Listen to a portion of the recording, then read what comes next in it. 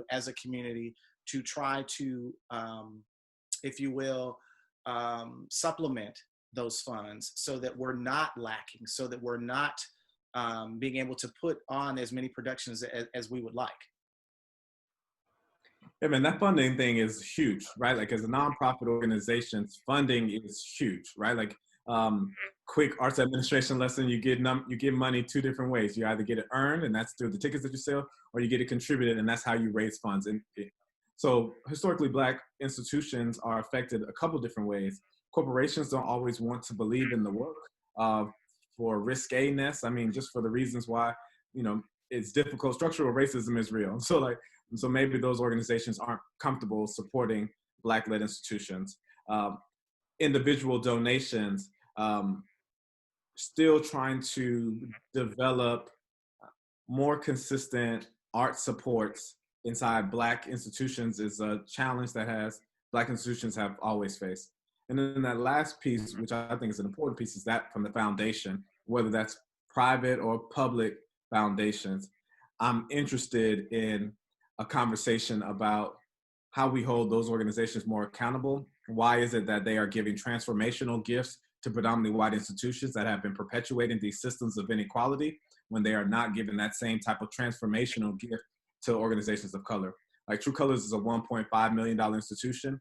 What we could do with a $1 million donation annual over 3 years, it was transformational to what our work.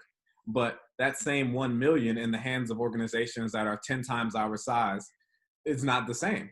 That's a small line item for them, where it would change the scope of work that we're able to do. We could commission Black playwrights to do more work. We could up our wages so that when Black actors are working at our institutions, we are making sure that we're paying them at rates commiserate with the experiences that they're getting at these predominantly white institutions, which is some of the reason why our Black artists say that they go and work at those places. Like, we have the intelligence, we have the infrastructure, we have the knowledge, we have the cultural fluency to be able to really change the American theater, but it is funding primarily that prevents that and perpetuates the system of inequalities that Keith and Tinashe are talking about.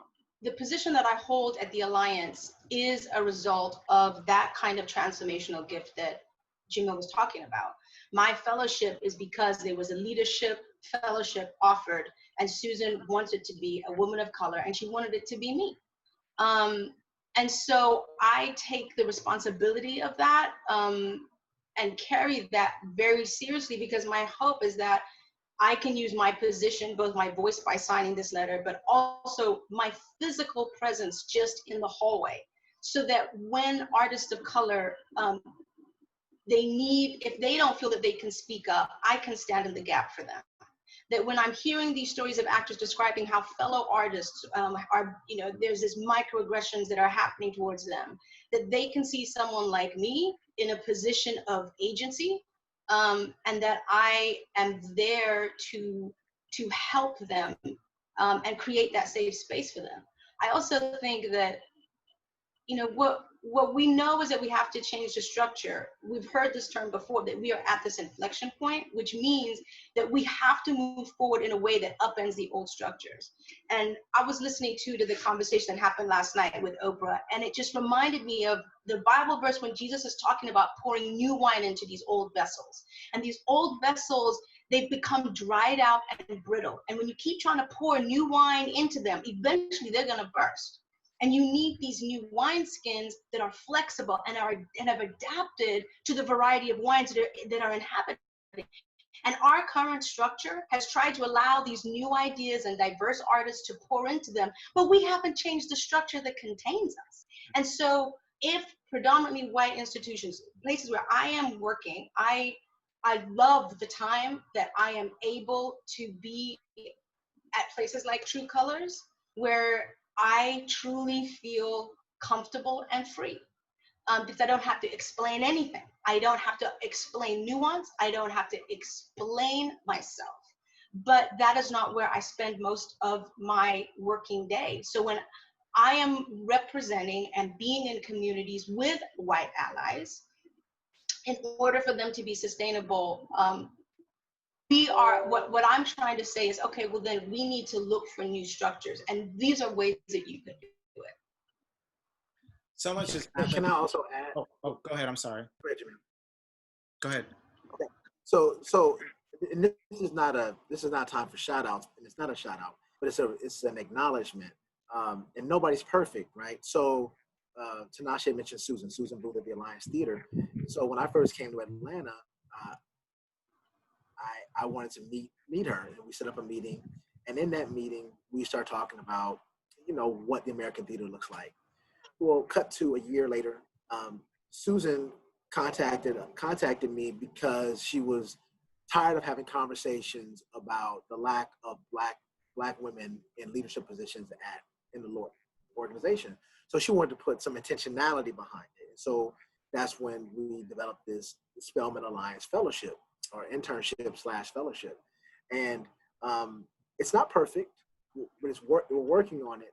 But I think those voices and those ears and those eyes at the table, and Tinashe at that table, is the kind of infrastructure change that's needed, because you're able to call people out or make them look a little further and deeper than what they are used to. It's one thing to bounce an idea off of somebody who is the same demographic as you. It's another thing to bounce it off somebody like Tinashe or Alexis Woodard and say, well, that might not ring true in this community. You might want to think about your intentions when you put this out. I know it's good intentions, but the wording of it or the presentation of it may seem false. So it's really having agency and putting people at the table. And again, it's not perfect, but it's a great example of the changes that need to occur in these institutions and shake them up a little bit. And the people who aren't comfortable just need to get out of the way for the people who are comfortable. Yeah, I was going to say, last night they announced the Antonio Awards, which is a play on the, I believe, the Tony Awards. And I believe last night or yesterday was supposed to be the announcement, or what's supposed to be the Tony Awards, I think was actually supposed to take place yesterday. Anyway, these awards, last week? Sunday. Okay. So anyway, this was an award show that's actually going to be taking place on the 19th of this month, that so many African-American artists have been nominated. You can go and you can check out that information on their website. But my point is this: are we at a place now where instead of trying to get a seat at the table, that we just need to create our own tables and be satisfied with that, and not try to, put ourselves in these places that don't necessarily want us to be there, or have been having issues with us being there? Jamil? Yeah, borrowing from the language of theater, yes, and, right? Like, I think, yes, we should continue to build up our own institutions so that we can do the work that we want to do. Like, a brilliant artist like Keith and a brilliant artist like Tinashe shouldn't have to navigate microaggressions while trying to make their art. It reduces the energy they're allowed to put in being their best self in their artwork. I can say here, because both of them have been in our season this year, they did amazing work for us at True Colors. And we want to continue to find more opportunities for artists like them to do their best work. And inside of an organization like ours that has that cultural fluency, and I say that again to say that, like, we speak the language of the art that we're putting on. So we reduce the friction that it takes for artists to make the work. I mean, art has to have friction, right? Conflict, that's what we do. But we reduce it so that more energy can be spent on creating great art than having to try to battle for a space at the table to build the art. And also, so that's the yes, the and part of it becomes that, these institutions that have been supported by the regional theater movement for the last 60 years and who have received so much money from our communities and our foundations, they deserve to be held accountable. And they need to continue to make space available to represent the entirety of our community. So we need to have both of those things. We need to better fund our historically Black and our indigenous people of color institutions, and also challenge our predominantly white institutions that have been receiving so much community support, challenge them and hold them accountable to be better so that we can always make it, because Black people are not a monolith. Everyone who wants to work in True Colors, everyone who's Black ain't gonna want to work at True Colors, right? And vice versa. So we need multiple spaces being able to tell our work. We've got about 6 minutes left on the call, so I want to find out what you guys have been working on, what's next for you, and how our listeners can continue to stay in touch with what you're doing. So we're going to start with you, Tinashe. What's new for you or what's on the horizon? Well, like everybody, adapting to our season to this new COVID. So I'm in the process of our opening musical for the Alliance, and I will be lead producer on it, which is a first for me. So I'm super excited about that. We'll be announcing that pretty soon. And I'm developing a devised piece for kids on the spectrum, and learning a lot from Zoom classes and how they actually are able to interact much more comfortably. So developing that for our next season. And you also have a movie coming out, right? I do, Suicide Squad 2. I don't know what the release date is yet with all of this, but right now it's still August of 21. Okay. And you, Keith? I'm going here and wash these dishes, and then no, I'm kidding. Supporting my beautiful wife.